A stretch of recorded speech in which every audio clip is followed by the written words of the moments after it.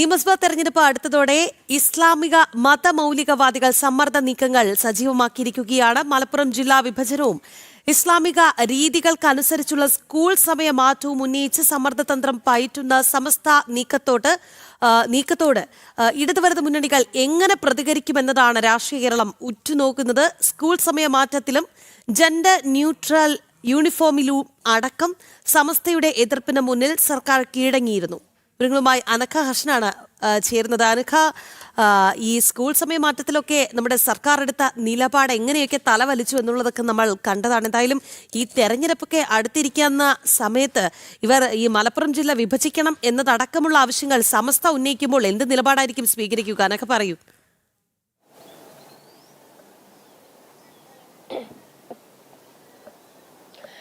Rakhi K P, ഈ കാസർഗോഡ് ജില്ലയിൽ കഴിഞ്ഞ ദിവസമാണ് സമസ്തയുടെ 100ാം വാർഷികാഘോഷം നടന്നത്.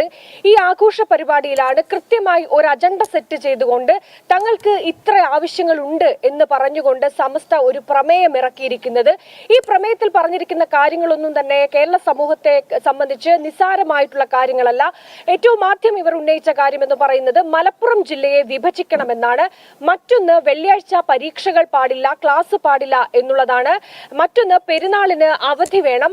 ഈ സ്കൂൾ സമയമാറ്റം, മദ്രസ സമയമാറ്റം, മദ്രസയുമായി ബന്ധപ്പെട്ട് സർക്കാർ എടുത്തിരിക്കുന്ന നിലപാട് അത് തിരുത്തണം എന്നിങ്ങനെ കൃത്യമായി തങ്ങളുടെ ആവശ്യങ്ങൾ മുന്നോട്ട് വെച്ച് സമസ്ത പ്രമേയം പുറത്തിറക്കിയിരിക്കുന്നു എന്നുള്ളതാണ്. ഈ സമസ്ത ഇത്തരത്തിലുള്ള ആവശ്യങ്ങൾ മുന്നോട്ട് വെച്ചിരിക്കുന്ന ഈ സമയം, ഇതാണ് ഏറ്റവും പ്രധാനപ്പെട്ടത്. കാരണം നിയമസഭാ തെരഞ്ഞെടുപ്പ് പടിവാതിക്കൽ എത്തി നിൽക്കുന്ന സമയമാണ്. ഇടതും വലതും മുന്നണികൾ മതപ്രീണന രാഷ്ട്രീയവുമായി മുന്നോട്ട് പോകുന്ന സാഹചര്യമുണ്ട്. ഈ ഘട്ടത്തിലാണ് സമസ്ത, ഇത്തരത്തിലൊരു ഇസ്ലാമിക മത പണ്ഡിത സഭയാണ് സമസ്ത, ഈ സമസ്ത ഇങ്ങനെ ഒരു ആവശ്യവുമായി മുന്നോട്ട് വന്നിരിക്കുന്നത്. നേരത്തെയൊക്കെ തന്നെ ഈ സർക്കാർ, സംസ്ഥാന സർക്കാർ സ്കൂൾ സമയം അത് നേരത്തെയാക്കാം എന്നുള്ളൊരു ഉത്തരവ് ഇറക്കിയിരുന്നു. അധ്യാപകർക്കും കുട്ടികൾക്കും കുട്ടികളുടെ രക്ഷിതാക്കൾക്കും ഒക്കെ തന്നെ ഈ നിലപാടിനോട് വലിയ അനുകൂലമായിട്ടുള്ള നിലപാടിനോട് സഹകരിക്കാം, നല്ല തീരുമാനം എന്ന് പറഞ്ഞുകൊണ്ട് സർക്കാരിനോട് പറയുകയും ചെയ്തിരുന്നു. എന്നാൽ അതിനുശേഷം സമസ്ത പറഞ്ഞു രാവിലെ മദ്രസ പഠനമുണ്ട്, ഈ പഠനത്തിന് ഇത്തരത്തിൽ സ്കൂൾ സമയം മാറ്റുന്നതിൽ പഠനത്തെ ബാധിക്കും എന്ന് പറഞ്ഞതുകൊണ്ട് മാത്രമായിരുന്നു സംസ്ഥാന സർക്കാർ അന്നെടുത്ത ആ തീരുമാനം പറഞ്ഞത്. അതായത് സമസ്തയൊന്ന് കണ്ണുരുട്ടിയപ്പോൾ സംസ്ഥാന സർക്കാർ തങ്ങളുടെ തീരുമാനത്തിൽ നിന്ന് പിന്മാറി എന്ന ആരോപണമാണ് അന്ന് ഉയർന്നിരുന്നത്. അതിനുശേഷം വീണ്ടും സംസ്ഥാന സർക്കാർ, അതായത് സർക്കാരിന്റെ കീഴിലുള്ള സ്കൂളുകളിൽ ജെൻഡർ ന്യൂട്രൽ യൂണിഫോം വേണമെന്ന് പറഞ്ഞുകൊണ്ട് അങ്ങനെ ഒരു ഉത്തരവ് ഇറക്കുന്നു. എന്നാൽ അത് പാടില്ല എന്ന് പറഞ്ഞുകൊണ്ട് സമസ്ത രംഗത്ത് വരുന്നു. അങ്ങനെ തങ്ങൾ എടുത്ത തീരുമാനം സംസ്ഥാന സർക്കാർ വീണ്ടും പിൻവലിക്കുന്നു. അതിനുശേഷം ഒരു പാഠ്യപദ്ധതി വരുന്നു. ഈ പാഠ്യപദ്ധതിയും അതായത് മതമില്ലാത്ത ജീവൻ എന്ന് പറഞ്ഞുകൊണ്ട്, മതമില്ല, മതനീരാസത്തെ പ്രോത്സാഹിപ്പിക്കുന്നു എന്ന് പറഞ്ഞുകൊണ്ട് സമസ്ത രംഗത്ത് വരുന്നു. ഈ പാഠ്യപദ്ധതിയും സംസ്ഥാന സർക്കാർ എടുത്തു കളയുന്നു. അങ്ങനെ സംസ്ഥാന സർക്കാർ സമൂഹത്തിന്റെ പുരോഗതിക്ക് വേണ്ടി അല്ലെങ്കിൽ കുട്ടികളുടെ വിദ്യാഭ്യാസത്തിന് ഏറ്റവും നല്ല കാര്യം ചെയ്യുന്ന സമയത്ത് സമസ്ത പറഞ്ഞ ഒരൊറ്റ കാര്യം കൊണ്ട് സംസ്ഥാന സർക്കാർ തങ്ങളുടെ തീരുമാനത്തിൽ നിന്ന് പിന്നോട്ട് പോയിരുന്നു. അവിടെയാണ് ഇപ്പോൾ സംസ്ഥാന സർക്കാരിന്റെ മുന്നിൽ സമസ്ത ഈ നിയമസഭാ തെരഞ്ഞെടുപ്പ് അടുത്ത വേളയിൽ ചില കാര്യങ്ങൾ മുന്നോട്ട് വച്ചിരിക്കുന്നത്. ഈ മലപ്പുറം ജില്ല വിഭജിക്കണമെന്നുള്ളത് കേവലം സമസ്ത മാത്രമല്ല ഉന്നയിച്ചിരിക്കുന്നത്, മറ്റു മുസ്ലിം മത സംഘടനകളും ഉന്നയിച്ചിട്ടുണ്ട്, ചില രാഷ്ട്രീയ പാർട്ടി നേതാക്കളും ഉന്നയിച്ചിട്ടുണ്ട്. അങ്ങനെ ഈ മലപ്പുറം ജില്ല വിഭജിക്കണമെന്നുള്ള ഒരു ആവശ്യം വലിയ രീതിയിൽ സമൂഹത്തിൽ ചർച്ചയാകുന്ന ഒരു സാഹചര്യം കൂടിയുണ്ട്. മറ്റൊന്ന്, വെള്ളിയാഴ്ച പരീക്ഷ പാടില്ല, ക്ലാസ് പാടില്ല, നിസ്കാരമുണ്ട് എന്ന കാര്യമാണ് സമസ്ത സൂചിപ്പിക്കുന്നത്. അങ്ങനെ കൃത്യമായി തങ്ങളുടെ ആവശ്യം സമസ്ത മുന്നോട്ട് വെക്കുമ്പോൾ ഈ വിഷയത്തിൽ സംസ്ഥാന സർക്കാർ അല്ലെങ്കിൽ ഇടതുപക്ഷവും ഇടതു വലതു മുന്നണികൾ എടുക്കുന്ന തീരുമാനം, നയമാണ് ഇനി കേരള രാഷ്ട്രീയത്തിലേറെ ചർച്ച ചെയ്യപ്പെടാൻ പോകുന്നത് എന്നുള്ളതാണ്. എന്തായാലും ഒരു ഘട്ടത്തിൽ പോലും സംസ്ഥാന സർക്കാർ സമസ്തയുടെ തീരുമാനങ്ങൾക്ക് വഴങ്ങുകയല്ലാതെ, മുട്ടുമടക്കുകയല്ലാതെ അതിനെതിർത്ത് രംഗത്ത് വന്നിരുന്നില്ല. അതേ നിലപാട് തന്നെയായിരുന്നു UDF-ഉം സ്വീകരിച്ചിരിക്കുന്നത്. അതുകൊണ്ട് തന്നെ ഇനി ഏറെ നിർണായകം നിയമസഭാ തെരഞ്ഞെടുപ്പ് അടുത്തിരിക്കുന്ന ഈ വേളയിൽ എന്തായിരിക്കും സമസ്തയുടെ ഈ ആവശ്യങ്ങളോട് സംസ്ഥാന സർക്കാരും അതുപോലെ തന്നെ UDF-ന്റെ നേതാക്കളുടെ ഭാഗത്തു നിന്നുണ്ടാകുന്ന പ്രതികരണം എന്നുള്ളതാണ്. കൃത്യമായി തന്നെ ഇടതു മുന്നണിയുടെ നേതാവ് എം വി ഗോവിന്ദൻ അടക്കം ഈ വിഷയത്തിൽ പ്രതികരിച്ചിട്ടില്ല.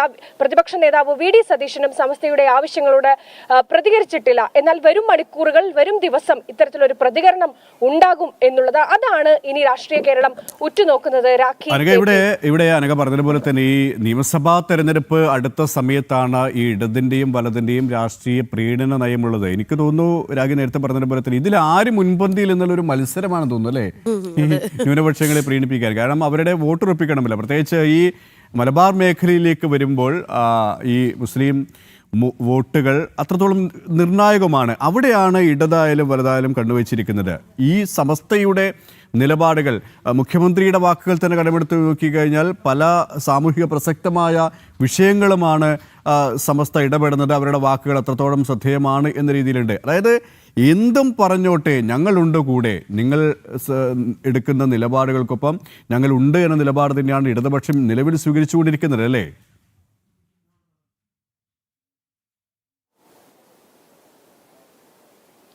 തീർച്ചയായും കെ പി, ഈ സമസ്തയിൽ തന്നെ രണ്ട് വിഭാഗമുണ്ട്. ഒന്ന് ഈ സമസ്തയിലെ ഇ.കെ. വിഭാഗവും അതുപോലെ തന്നെ എ.പി. വിഭാഗവും, കാന്തപുരത്തിന്റെ സമസ്തയും. ഇതിൽ ഇ.കെ. വിഭാഗം സംസ്ഥാന സർക്കാരിനോട്, ഇടതുപക്ഷത്തിനോട് വലിയ അടുപ്പം പുലർത്താത്തവരാണ്. എന്നാൽ കാന്തപുരത്തിന്റെ വിഭാഗം, അത് കാന്തപുരത്തിന്റെ വിഭാഗമായിട്ടുള്ള സമസ്ത, ഇവർ സംസ്ഥാന സർക്കാരുമായും ഇടതിനോട് എല്ലാ കാലത്തും ഒരു ഐക്യം അല്ലെങ്കിൽ അവർക്കൊപ്പം നിൽക്കണമെന്ന് പറയുന്ന ആളുകളാണ്. അതുകൊണ്ട് തന്നെ അവരെ പ്രീണിപ്പിക്കാനുള്ള ഒരു ശ്രമം അത് സംസ്ഥാന സർക്കാരിന്റെ ഇടതുപക്ഷത്തിന്റെ ഭാഗത്ത് നിന്ന് ഉണ്ടാകും എന്നുള്ളതാണ്. അതുകൊണ്ട് തന്നെ ഇവർ ഉന്നയിച്ചിരിക്കുന്ന, എണ്ണി പറഞ്ഞിരിക്കുന്ന പ്രമേയത്തിലൂടെ ഇവർ അവതരിപ്പിച്ചിരിക്കുന്ന കാര്യങ്ങളിൽ ചിലതെങ്കിലും നടപ്പിലാക്കാതെ സംസ്ഥാന സർക്കാർ മുന്നോട്ട് പോകില്ല എന്നുള്ളതാണ്. പ്രത്യേകിച്ച് തദ്ദേശ തെരഞ്ഞെടുപ്പിലേറ്റ ഈ കനത്ത തോൽവി, അതുകൊണ്ട് തന്നെ ന്യൂനപക്ഷ പ്രീണനത്തിന്റെ ഭാഗമായെങ്കിലും ഇവർ പറഞ്ഞിരിക്കുന്ന സംസ്ഥ മുന്നോട്ട് വെച്ചിരിക്കുന്ന ഈ ആവശ്യങ്ങളോട് സംസ്ഥാന സർക്കാർ ഏതെങ്കിലും ഒന്ന് നടപ്പിലാക്കാതെ പോകില്ല എന്നുള്ളതാണ് ചിലർ പറയുന്നത്. എന്തായാലും ഈ സമസ്ത മുന്നോട്ട് വെച്ചിരിക്കുന്ന ഈ ആവശ്യങ്ങൾക്ക് മുന്നിൽ സംസ്ഥാന സർക്കാരും ഇടതുപക്ഷവും വലതുപക്ഷവും മുട്ടുമടക്കുമോ, എന്താകും ഇനിയും ഇവരോടുള്ള നിലപാട് എന്നതൊക്കെയുള്ള കാര്യങ്ങൾ ഇനി വരും ദിവസങ്ങളിലാണ് പുറത്തേക്ക് വരികയുള്ളൂ. എന്തായാലും മലപ്പുറം ജില്ല വിഭജിക്കണം എന്ന ആവശ്യം ഇപ്പോൾ നിരന്തരം സമൂഹത്തിന് മുന്നിലേക്ക് ഉന്നയിച്ചുകൊണ്ട് മുസ്ലിം സംഘടനകളും മറ്റുമൊക്കെ തന്നെ രംഗത്ത് വരുന്നുണ്ട് എന്നുള്ളതാണ്. എന്തായാലും ഈ കാര്യങ്ങളിലും വെള്ളിയാഴ്ച സ്കൂൾ സമയം മാറ്റണം എന്നതടക്കമുള്ള മദ്രസ സമയത്തിനനുസരിച്ച് സ്കൂളിന്റെ സമയം മാറ്റണം, ഇത്തരത്തിലുള്ള ആവശ്യങ്ങളാണ് സമസ്ത മുന്നോട്ട് വച്ചിരിക്കുന്നത്. ഇവിടെ മറ്റ് രാഷ്ട്രീയ പാർട്ടികൾ, BJP അടക്കം ഉന്നയിക്കുന്ന പ്രധാനപ്പെട്ട ഒരു കാര്യമുണ്ട്.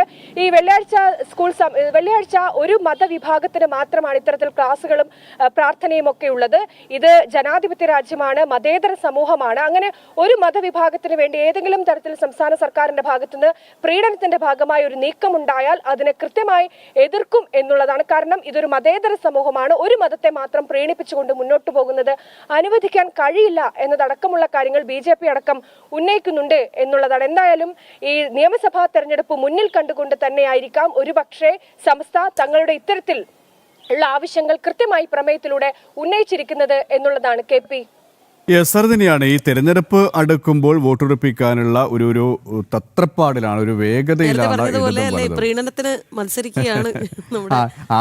ആരാണ് മുന്നിലെന്ന് മത്സരിക്കുകയാണ്. ഒട്ടും വിട്ടുകൊടുക്കാതെ ഇടതുണ്ട് വലതുണ്ട്. അവിടെയാണ് സമസ്തയുടെ നിലപാടുകൾ.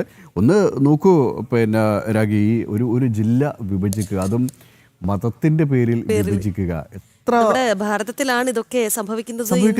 മലപ്പുറം ജില്ല ഒരു മറ്റൊരു പാകിസ്ഥാനാക്കി അല്ലെങ്കിൽ ബംഗ്ലാദേശാക്കി മാറ്റാനുള്ള ഒരു ആസൂത്രിത നീക്കമാണ് നടക്കുന്നത്. അതിന് എന്തിന് ഈ ഇടതും വലതും, അത് വോട്ടിനായി കഴിഞ്ഞാലും എന്തിന് സഹായം ചെയ്തു കൊടുക്കുന്നു, പിന്തുണ കൊടുക്കുന്നു എന്നതാണ് നമുക്ക് ചോദിക്കാനുള്ളത്, പൊതുസമൂഹത്തിന് ചോദിക്കാനുള്ളത് അല്ലേ. ഏതായാലും അനഘ പറഞ്ഞു വെച്ചതുപോലെ തന്നെ ഇനി ഒരിക്കലും അംഗീകരിക്കാൻ സാധിക്കാത്ത അല്ലേ, നമുക്കതൊരു പ്രാകൃതമായ, നമ്മൾ എങ്ങോട്ടാണ് നമ്മുടെ നാടിന്റെ പോക്ക് എന്ന് നമ്മളെ ചിന്തിച്ചു പോകുന്ന ഒരു അവസ്ഥയിലേക്കാണ്. പക്ഷെ അവിടെയാണ് എന്തായാലും ഞങ്ങൾക്ക് അധികാരം വേണം.